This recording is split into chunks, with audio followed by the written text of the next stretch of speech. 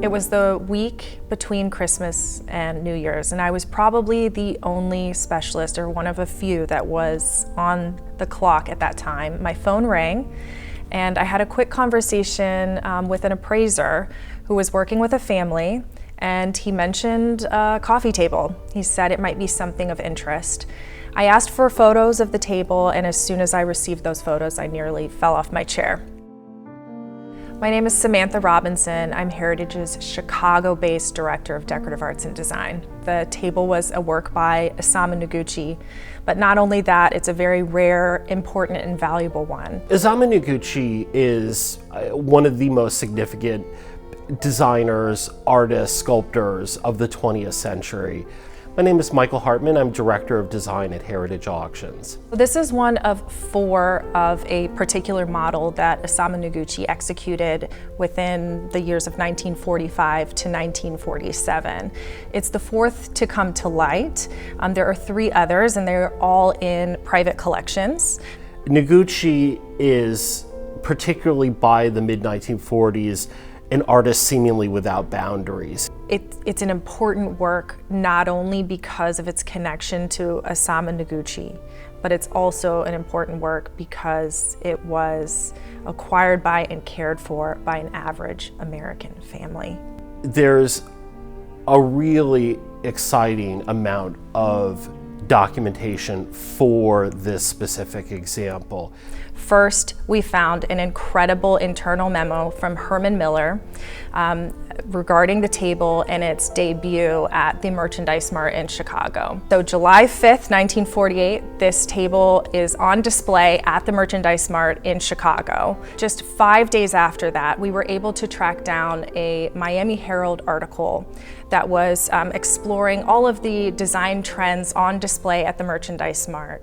But incredibly, it also included a photo of our table with the caption, Isamu Noguchi's new table. And we have been able to photo match that period photo from the Miami Herald and our example. And the congruence between the veining is unmistakable. It's made out of these beautiful, refined materials, these sculpted stained wooden legs to the marble tabletop. And the tabletop is interesting because it's not a standard shape, it's freeform. It's not a rectangle or a circle. It's an amoeba-like shape.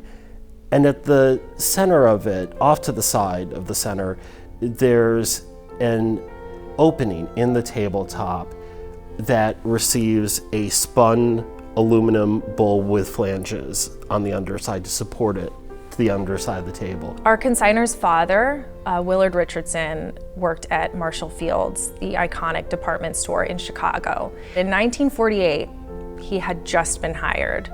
And that same year is the year that our coffee table was displayed at the Merchandise Mart. You can just imagine young Willard, newly hired at Marshall Field's with a little extra money in his pocket. And it caught his eye and he had to take it home. And it remained in the family's care for the rest of its time until now. One would have to imagine in the late 1940s, after the war, a table like this just would appear as if it had come from outer space. It is that entire sort of sense of post-war optimism and futurism condensed into one object. Our consignor, Pam Richardson, shares with us that this table was ever present throughout her childhood. We have photos of her as a baby next to the table, photos of family members during holidays around the table. Later on, photos of Pam, preparing for a dance or an outing in a beautiful dress next to the table. She shares that it was always something that her parents were careful about. The Richardson family didn't know that this was a rare and important work of modern design, but they didn't need to know in order to take care of it. It was important to them.